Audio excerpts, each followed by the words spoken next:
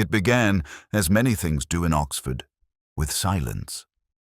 Not the grand kind one might find in cathedrals, but the human sort, threadbare, imperfect, filled with things unsaid.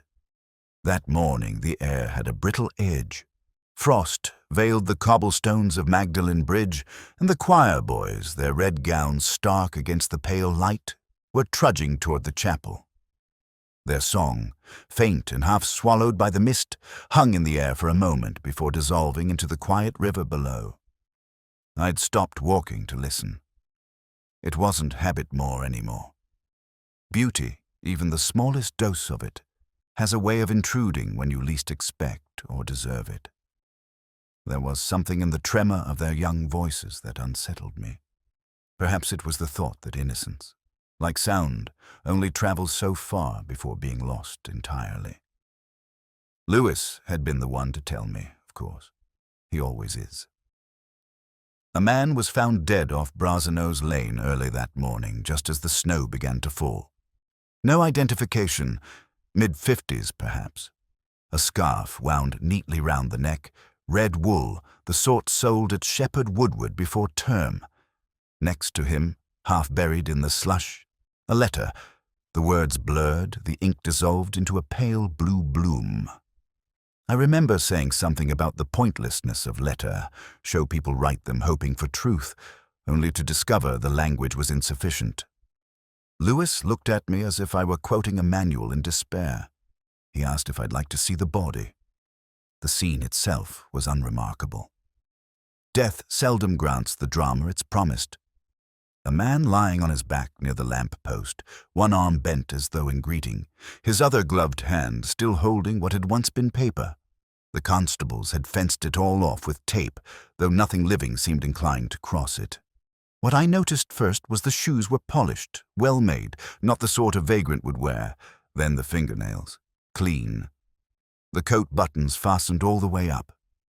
Whoever he was, he had died in a manner both deliberate and strange. Too careful for suicide, too calm for murder. Lewis handed me a transparent evidence sleeve. Inside was the letter.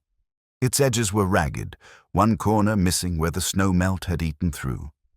The handwriting leaned to the right, educated, nervous, uncertain of itself. I could only make out fragments, forgive me something long kept not your fault. The envelope bore a single name, Miss Margaret Denning, St. Hilda's College. I asked Lewis whether the name meant anything to him. It didn't, but to me it did. A faint bell, distant but insistent. Denning, English literature, a paper I'd once read on Yeats and memory. I admired the clarity, the restraint. I had even written to the author years ago to correct a quotation. She'd replied, courteously, with a footnote's grace. I looked down again at the dead man's face. The snow had softened its edges, blurring every line that might have once spoken of pride or regret. There was nothing violent about him, no expression of surprise, just a stillness I envied, briefly. Lewis muttered that he'd check for witnesses, though few were out so early. I told him to look for postmarks instead. Letters, like crimes, always have a date attached to their deceit. When he walked away, I stayed behind a while longer. The choir's voices were faint now, carried on the wind like something too fragile to survive. I found myself murmuring the title of a poem I hadn't thought of in years, The Choir Invisible. Eliot? No, George Eliot. The dead who live on in the hearts of others. A comforting illusion if one believed such things. By the time I turned back toward the high street, the snow had begun to fall again. Softly, persistently, like memory refusing to be buried. The snow had turned to slush by the following morning, the kind that holds the shape of a boot long after its maker has gone. I stood again near Brasenose Lane, watching the way the thaw exposed what had been concealed as cigarette ends, a torn bus ticket, a single glove with no pair. Death, it seemed, had the same habit. It revealed only what one no longer wished to see. Lewis was waiting by the police van, his face slightly pink from the cold. He said the pathologists were done, that the man had died of heart failure, chose natural causes. Perhaps, but there was talk of exposure too. I remember the phrase natural causes always irritated me. Nature, as far as I could tell, seldom did anything kindly. The letter had been dried overnight at the station, laid flat between sheets of blotting paper like a fragile leaf. When I unfolded it, the scent of damp ink rose faintly, mingling with tobacco from the constable's desk. The writing, though blurred, was legible enough now. My dear Margaret. The salutation alone was intimate in its restraint. No surname, no title, only the slow familiarity of a man who once knew her too well. Lewis leaned over, reading with that innocent curiosity of his. He asked if it might be a love letter. I told him love seldom begins with an apology.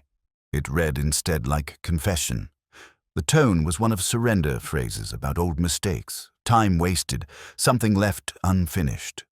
What caught me most was the closing line. By the time you read this, the snow will have covered all that matters. He asked whether it had been posted. It hadn't. The envelope was unsealed, the address handwritten but never stamped. I traced my finger along the edge, noting a faint indentation on the flap. There had once been tape there, hastily removed. Someone had opened it, then closed it again. I thought of the hand that had done so. Lewis mentioned they'd found no wallet, no papers, nothing but the letter and a small notebook in the man's coat pocket. The pages were blank except for one, where a single word appeared, "Forgive," written twice, the second time darker, as though he'd pressed the pen too hard. I asked whether there was a date. There wasn't. I remember stepping outside then, the sky alow, pewter grey. Bells from St. Mary's began to toll the quarter hour, their echo carried over the rooftops. I looked down the lane toward the Radcliffe camera, its dome glistening with wet snow, and thought of all the people who came to Oxford seeking clarity and left instead with ghosts. Margaret Denning. The name had lodged itself somewhere behind my ribs. I recalled her lectures, the small footnotes that revealed more about her than any biography could, the kind of mind that translated guilt into syntax. I wondered what she had done to deserve a letter like that, or perhaps what she had refused to do. Back at the scene, Lewis was talking to a young constable who'd found something half frozen in a drain nearby. A scrap of paper, smaller than a calling card, folded twice. I took it carefully. The ink was faint, but readable. M. Denning, St. Hilda's College, Wednesday 3:15. A meeting or a reminder, but written in the same trembling hand as the letter. That, more than anything, unsettled me. People seldom write down appointments for forgiveness. I turned the card over, noticing faint smudges on one corner, ink, perhaps, or blood diluted by snowmelt. The constable thought nothing of it. I thought otherwise. Whoever had stood there that night had waited, patiently, perhaps even willingly, and in waiting, had lost the argument between regret and courage. I kept the card in my coat pocket as we left. The city was waking now, students cycling past puddles, buses sighing through the narrow streets, a bell rehearsing for evensong. All ordinary sounds, yet they felt muted, out of step. I walked toward the bridge, thinking of that line again, the snow would have covered all that matters. It was wrong, of course. Snow covers nothing. It only delays the thaw. It was Lewis who reminded me that St. Hilda's had changed since the days when women moved through its gates like pale birds behind a lattice. He said it as though the fact might console me. It didn't. Colleges alter their buildings, not their ghosts. The porter, a severe woman in a navy coat, directed us through the cloistered quadrangle, her voice clipped and faintly hostile. She told us Dr. Denning would be with us shortly, as if we were late to a performance already half forgotten. The college smelled of chalk dust and polish. of lives ordered by timetables and unfinished essays. Through the frosted windows, I could see the river, swollen and silver under a thin mist. Somewhere, a piano was being practiced without enthusiasm. I've always found that sound-hesitant, unfinished scales more revealing of humanity than any confession. Margaret Denning's room was on the second floor, overlooking the courtyard. The door stood slightly ajar, a deliberate ambiguity. She greeted us with the distant warmth of someone accustomed to authority, but unused to forgiveness. There was a stillness about her that unsettled me more than any lie could. Her voice, when it came, was low and precise, her words trimmed to the bone. Yes, she had known Robert Fenn many years ago. No, she had not seen him in decades. The letter had arrived 3 days before his death. She had not opened it. I asked her why. She said some words are better unread. I told her that silence often says more than speech. She smiled, though the expression didn't quite reach her eyes, and I noticed the faint trace of ink on her thumb. She had been writing or rewriting something. On the desk behind her lay an open book of Yeats, the title page missing. I made no remark then, but the absence stayed with me. Lewis, ever the pragmatist, asked if she wished to make a statement. She replied that she had nothing useful to add, then poured herself a cup of tea with an elegance that suggested she had never done anything else. The kettle clicked, the cup clinked, small domestic noises that seemed to echo against something larger. When she looked up again, she asked whether the letter had said anything unkind. I told her it hadn't. It had spoken of forgiveness. She lowered her gaze, and for a moment I thought she might ask to see it. Instead, she said quietly that forgiveness was often the cruelest form of punishment. There was a pause, those endless Oxford pauses where meaning hides. I studied the spines of her books, Auden, Eliot, Hardy, a few worn paperbacks of George Eliot, whose ghosts had already visited this case once before. There was also a slim volume of Fenn's early essays. The cover increased. I noted the signature inside the front leaf, 2M, in admiration and gratitude. She hadn't removed it. Guilt seldom erases its frames. When we left, the porter stopped me at the gate. She was older than most, with a face arranged by decades of observation. She said Dr. Denning had seemed quieter these last weeks, often walking by the river at dusk, once even weeping on the bench by the willow. The porter thought it strange. I thought it was human. Back on the high street, Lewis mentioned he found her cold. I said intelligence often resembles frost, but it melts all the same.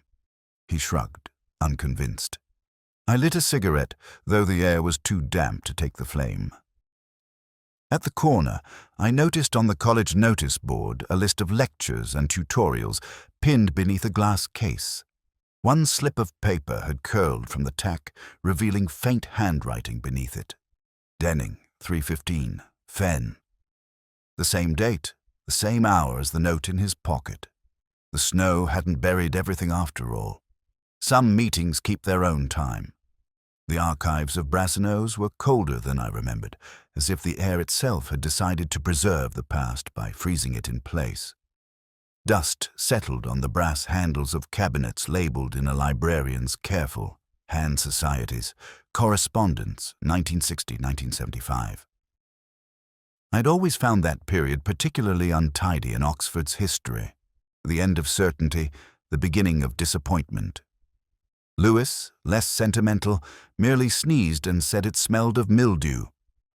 I asked the archivist for the records of the College Poetry Society, and after a pause, she brought out a folder bound with faded ribbon. Inside were the usual relics of youth and ambition programs, minutes, invitations printed on rough paper. At the bottom, almost an afterthought, was a photograph. It showed a dinner table crowded with faces, all bright with that peculiar blend of arrogance and promise peculiar to early adulthood. Candles reflected in half-filled glasses. At the center sat a woman with dark hair drawn back from her face, her smile not quite complete. Margaret Denning. To her right, the unmistakable profile of Robert Fenn, and between them, the Dean Colin Haywood, as the caption confirmed. The date written in neat ink, Hillary Term, 1971. Lewis peered over my shoulder and asked if that was our man. I told him it was, though I felt less certain of what our man meant. What struck me wasn't his face, but the angle of his gaze turned slightly away from the camera, not toward Margaret, but past her, as if already departing. Some emotions develop slowly, like photographs, only becoming visible after the chemicals of time have done their work. The archivist said Haywood had left the university a year later under quiet circumstances. No scandal announced, merely resignation accepted with regret. A familiar Oxford phrasing that conceals everything by appearing to reveal enough. I thanked her, and she went back to her desk, leaving us alone with ghosts on glossy paper. Lewis remarked that the dean looked uncomfortable. I told him most men do when caught between two kinds of guilt. He didn't ask what I meant. Later, walking across Radcliffe Square, I studied the photograph again. The edges had begun to curl inward, as if resisting the air. I noticed something I hadn't before on the white tablecloth near Margaret's hand, a dark stain or wine spreading toward a folded napkin, and on that napkin, faint handwriting. A single word, it looked like theft. I said nothing to Lewis. He was talking about lunch, the way ordinary men talk about absolution. My mind was elsewhere on the possibility that love, once exposed, can destroy careers as easily as forgery. Oxford had seen both, and often at the same table. We stopped by the Bodleian Steps where a street musician was playing the cello, notes falling through the damp air like the remnants of a requiem. I realized then that Fenn's letter and the photograph shared the same intention. Each was an attempt to preserve a version of truth before it faded, and each, inevitably, had failed. Back in my office, I pinned the photograph to the wall beneath the case files. The faces watched me as I poured a measure of whiskey. Margaret's expression, when viewed from across the room, seemed to change pity, perhaps, or defiance. Haywood's was easier to read the resigned politeness of a man who had already rehearsed his excuses. The ink stain, though yes, remained the most eloquent part. I took a magnifying glass to it, tracing the edge of the spreading darkness. It was not wine at all, but fountain pen ink, the same shade I'd seen on Margaret Denning's thumb. That was the first real connection, small, almost unworthy of notice, but unmistakable. I remember the satisfaction it brought, the quiet dread that follows it too. Every answer opens into a deeper silence. And in Oxford, silence is rarely innocent. Jericho always had the smell of wet brick and cheap hope. Even in daylight it carried the scent of lives lived quietly, half forgotten. The boarding house stood on a narrow street that ended abruptly at the canal rows of peeling terraces, leaning toward the water like drunks too tired to fall. The woman who answered the door had the face of someone long resigned to other people's secrets. She called him a good tenant, quiet, polite, and fond of his evening sherry. His name in the register was Robert Fenn, paid in advance. I followed her into the small sitting room where his things remained, much as he had left them. A gas fire hissed, unlit. Books stacked in deliberate tower poetry, theology, the occasional spy novel. On the table lay a crossword folded with the precision of a man accustomed to control. Half finished. A clue circled in blue ink. Truth concealed by snow. Lewis read it aloud with a frown, asked if it meant anything. It did, though I didn't say so. Clues rarely give themselves to the impatient. It wasn't an answer he was after, it was a confession. The landlady offered us tea, and while Lewis accepted, I moved to the window. Outside, the canal was a narrow mirror, reflecting the color of pewter and exhaustion. A bicycle passed, its wheels whispering through puddles. I thought of Fenn watching the same scene, perhaps finding comfort in its ordinariness. perhaps waiting for courage to curdle into a decision. There was a notebook on the mantelpiece, slim and bound in dark green leather. I asked permission to open it. Inside were quotations Yeats again, Eliot, scraps of unfinished thought.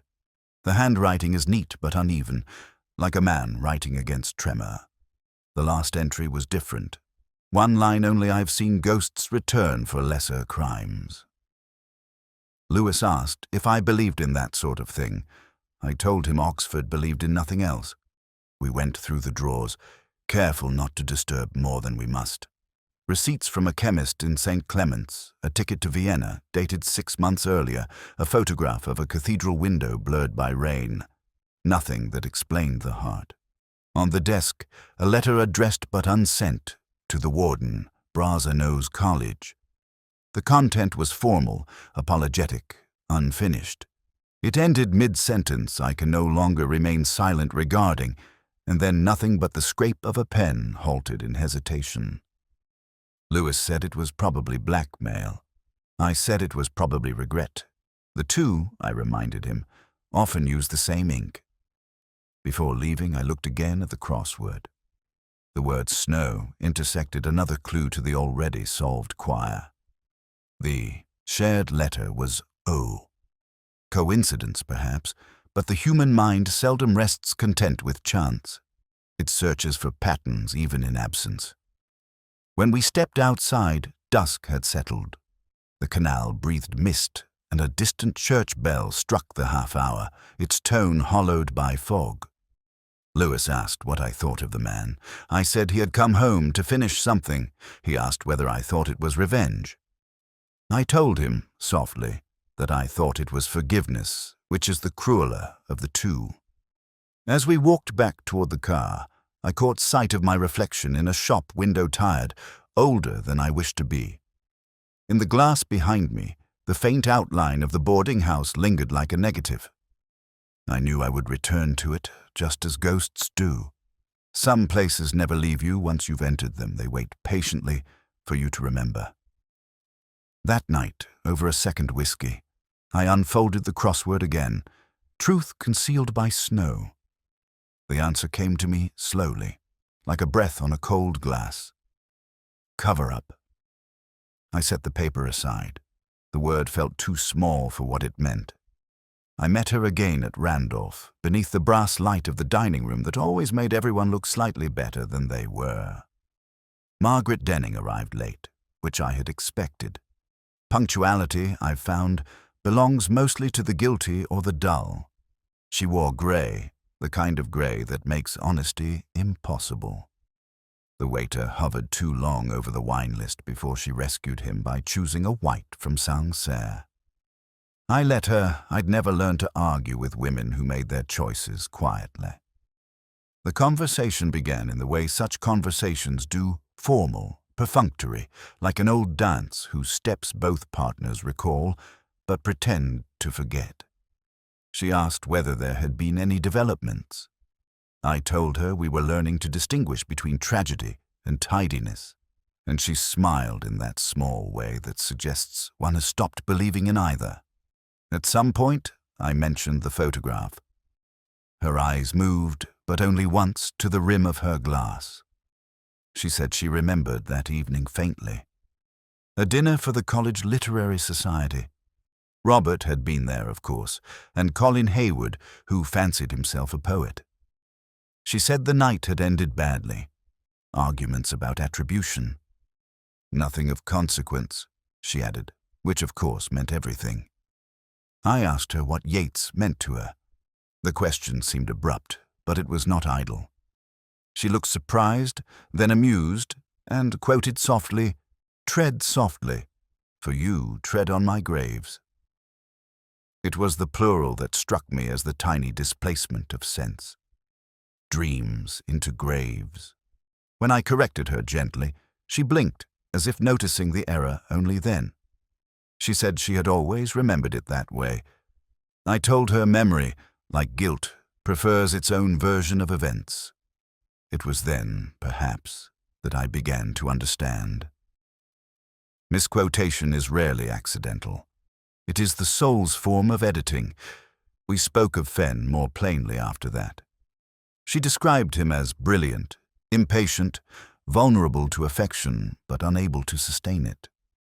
There was a kind of fondness in her tone, the kind people reserve for their former selves. She said he had once written her a letter she never answered. I asked if it was the one we found. She said no. The first letter, she claimed, had been burned. When the waiter refilled our glasses, she watched the light catch the wine, and for a moment I thought she might cry. But she didn't. Instead, she said she had seen Robert once more, years later, at a conference in Vienna. He'd stood in the doorway during her lecture, listened, and left before the applause. She thought that was their true goodbye. Outside, the evening had turned to a fine drizzle. We walked together to the pavement. She refused an umbrella. I asked her quietly whether she believed in coincidence. She said she used to, but that age had made her suspicious of anything appearing twice. When she was gone, I remained in the rain, watching the ripples on the pavement. There was something intolerably deliberate about them, repeating patterns without ever resolving into symmetry. I thought again of that line graves instead of dreams and the small betrayal it concealed. Graves are permanent, dreams are not. Perhaps that was her confession. Later, back in my flat, I opened Fenn's notebook again. The quotations I'd read before now seemed rearranged in my mind.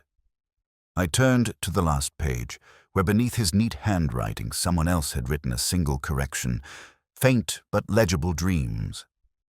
The ink was newer, feminine. I closed the notebook. Even the dead, it seemed, were not exempt from editing. The Dean of Brasenose had the kind of voice that suggested a lifetime of measured disappointment. It carried the weight of sermons, minutes, and dinners endured out of duty rather than desire.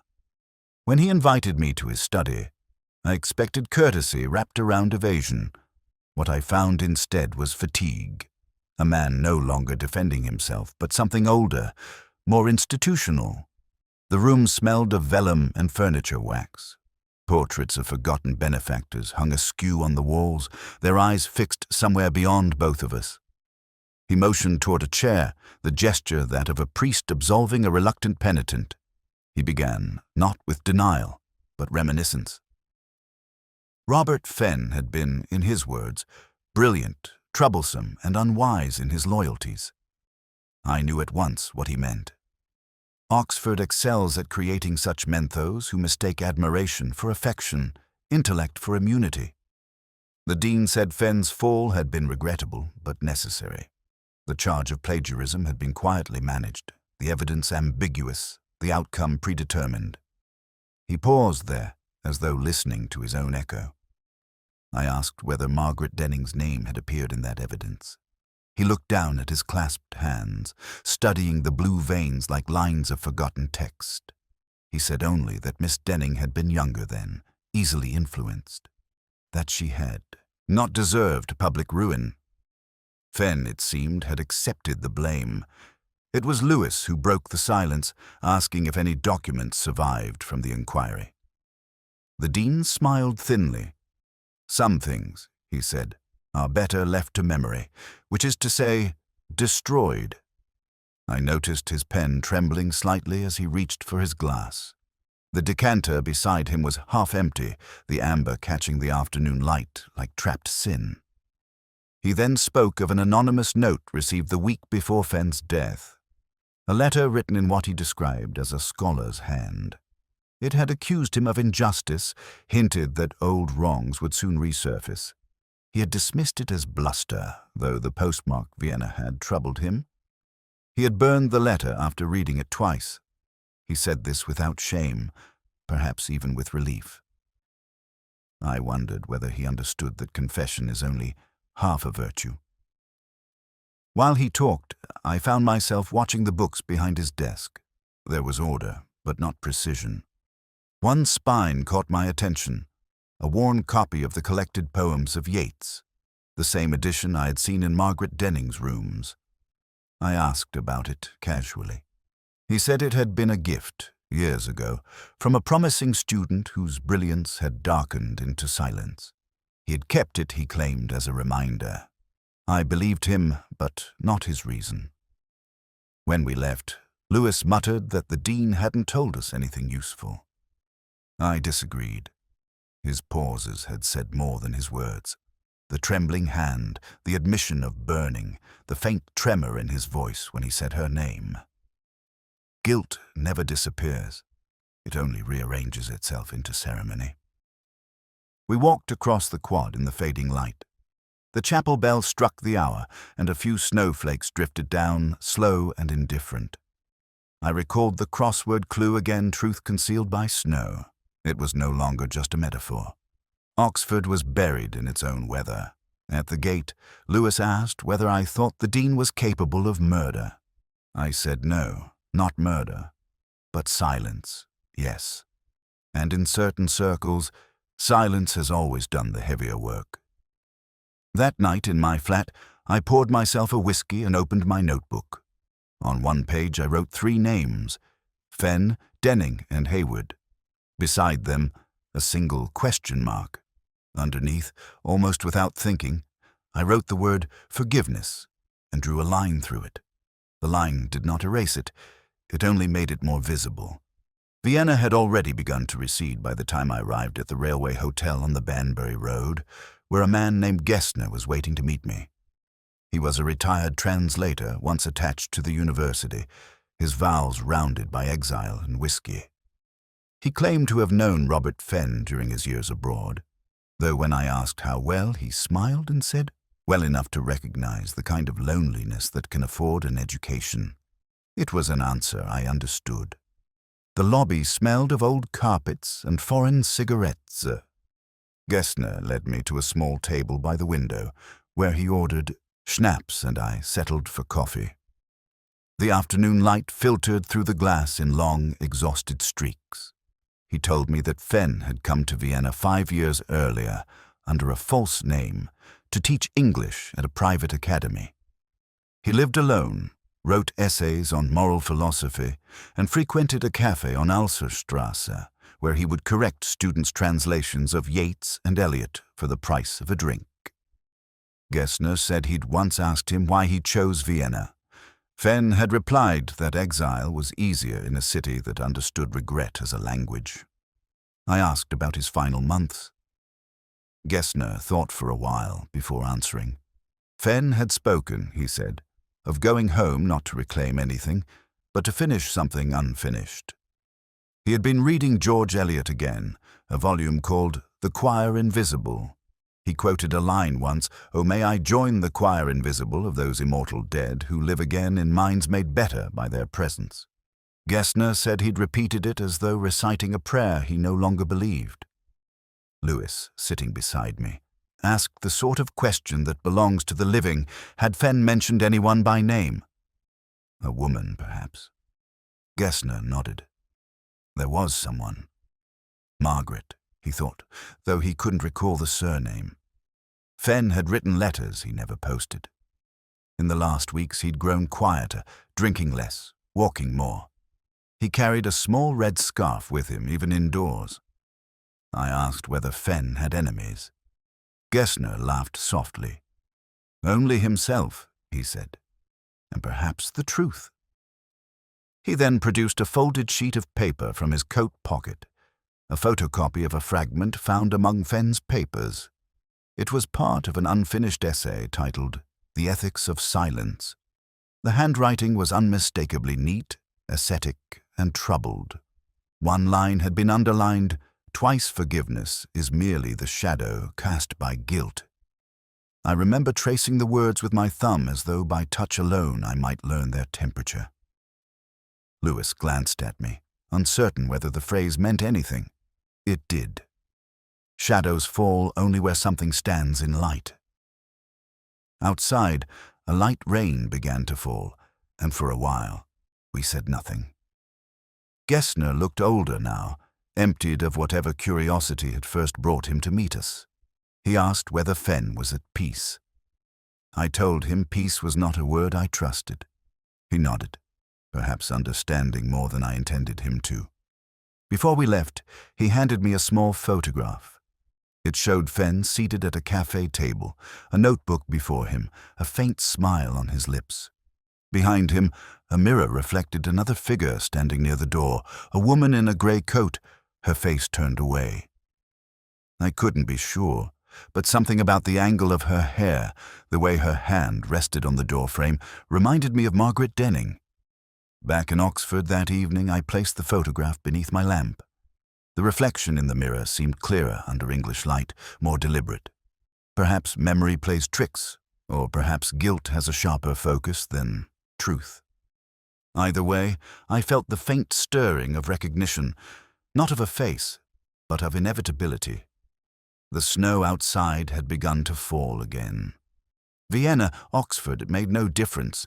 Some cities are merely mirrors for the same ghosts. Lewis found it, not I. He had gone back to the boarding house in Jericho to collect the last of Fenn's belongings before they were boxed and catalogued into oblivion. When he returned to the office, he set the discovery down beside my coffee with the faint pride of a man who knew I would pretend not to be impressed. It was a torn page, thin and browned at the edges, from a 1952 edition of Yeats. The paper still carried the faint scent of damp wood and cigarette smoke. At the top was an inscription, in pencil careful, deliberate.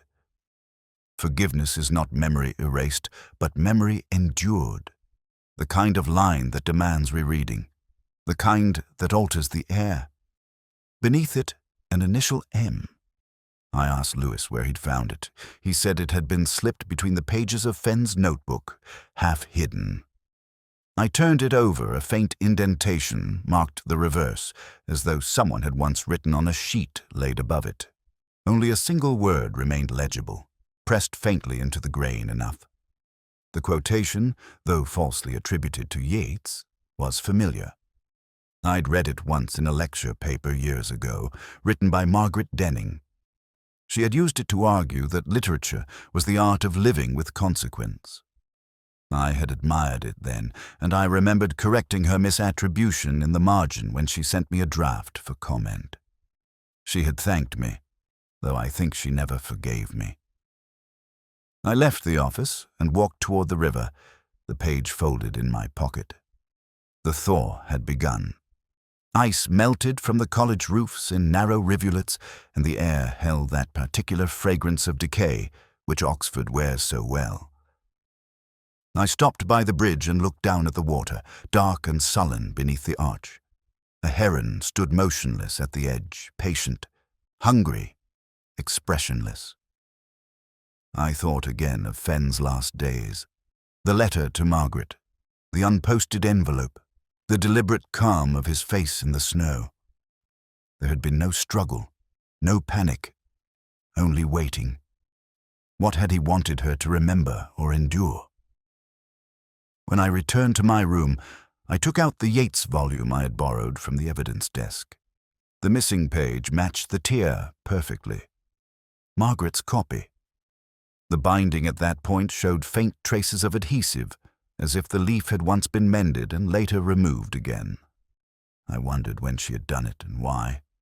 Lewis came by later, bringing with him a stack of reports. He asked whether I thought Fenn had gone to her that night. I said perhaps he had. He asked whether she might have followed him. I said perhaps she had. He sighed, used to my evasions, then said something about logic. I told him that logic was the luxury of those unacquainted with remorse.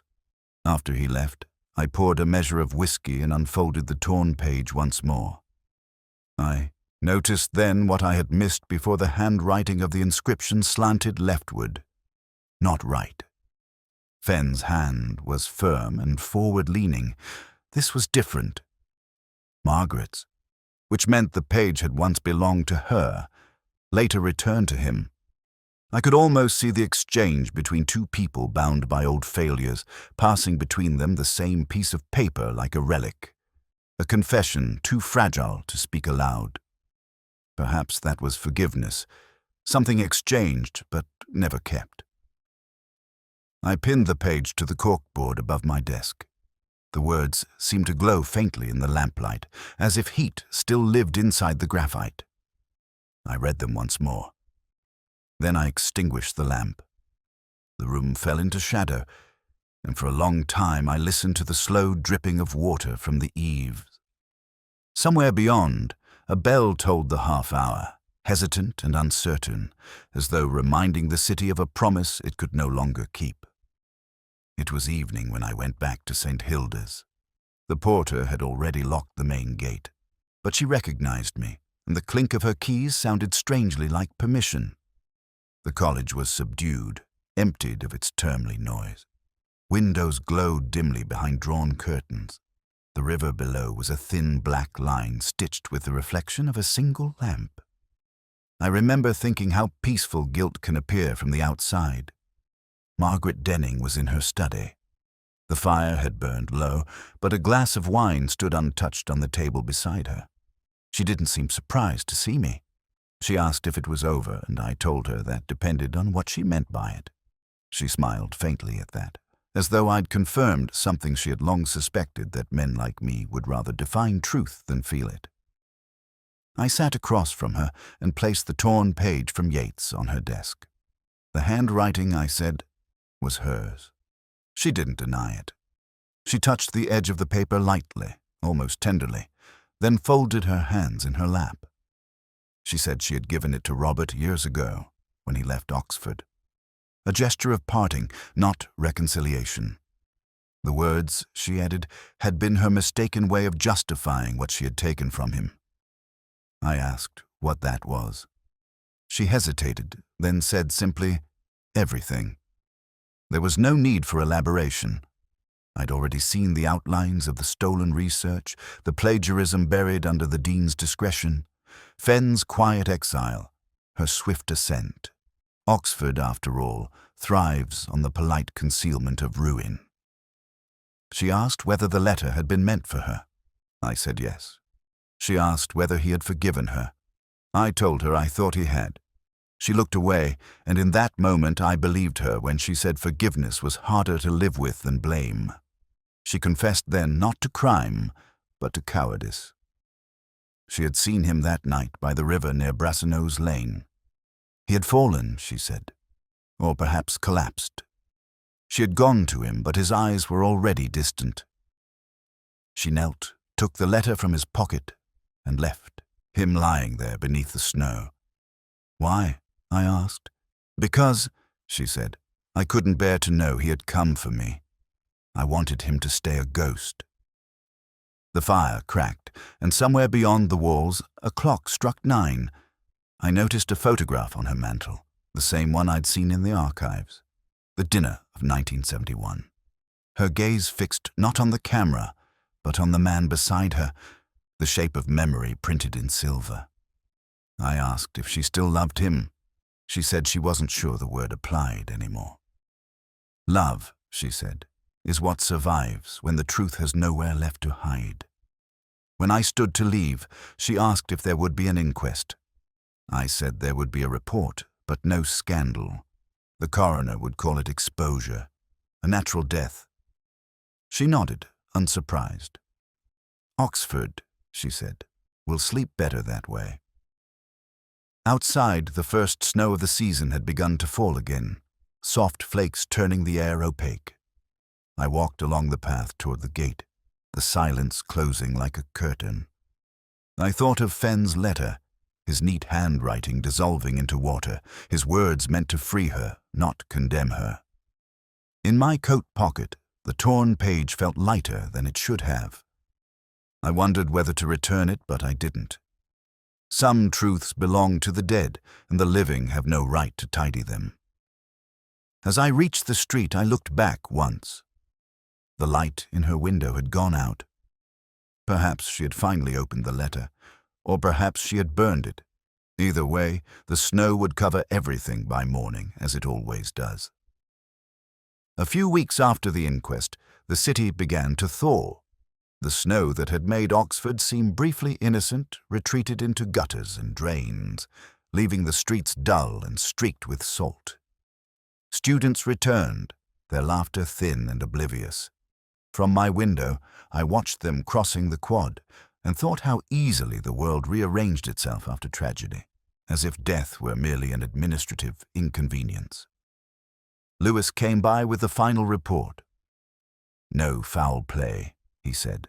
"Just misadventure, exposure, and a weak heart." His voice carried a note of apology, though he had nothing to be sorry for. He asked whether I believed the verdict. I told him belief was a luxury for priests and gamblers. The rest of us have evidence which is usually neither sufficient nor merciful. He left after that, and I found myself oddly grateful for his silence. That night I poured a whiskey and took from my drawer the letter that had been found on Robert Fenn's body, the one addressed to Margaret Denning but never sent. It had been returned to me after the inquiry, though no one quite knew what to do with it. The paper had dried and yellowed slightly at the edges, the ink fading like breath on glass. I unfolded it slowly, though I had already memorized every word. "My dear Margaret," it began, "I have rewritten this a dozen times, each draft a smaller truth. I left Oxford to forget, and failed. I return, not for justice, but for peace. If there is forgiveness, let it rest on the snow, where neither of us need to claim it." There were more scraps of memory, a line from George Eliot, and then the final sentence, "You were the only poem I finished." It was not what I expected. It never is, with letters written too late. I stared at the words until they blurred. Somewhere beyond the walls, the bells of St. Mary's began their long descent into the evening, the sound caught in the mist. I thought of Margaret in her study, the fire gone cold, the missing page restored to its book or perhaps destroyed. I would never ask. There are truths that lose their dignity when questioned. For a moment, I considered taking the letter to her, letting her see the gentleness in his last confession. But what purpose would that serve? Peace, once granted, cannot be reissued. And besides, she already knew its contents. Her face that night had told me so, the quiet recognition, the resignation shaped like mercy. I folded the paper again, carefully, and slipped it into my pocket. The room felt smaller with it there, as though I carried not a letter but a presence. I opened the window, and the cold entered like a reminder. The river beyond Christchurch Meadow glimmered faintly under the half-light, and I imagined Fenn walking there, the red scarf drawn close. His final act, not despair, but completion. I placed the letter back in the drawer beside an old crossword book. The last clue I had solved still showed on the open page truth concealed by snow. The answer, I now saw, had been wrong all along. It wasn't a cover-up. It was a burial. Before turning out the light, I glanced once more at the empty chair opposite mine. It struck me that most lives end not with revelation, but with absence, the quiet space where conversation might have continued. Fenn had left his silence to me, and I, in turn, would leave it to Oxford. The city would fold it into its archives, another fragment misfiled under history. I finished my whiskey, closed the drawer, and let the dark settle. Outside, a flake of late snow drifted past the window, hesitant, uncertain whether to fall or vanish. I watched it until it disappeared.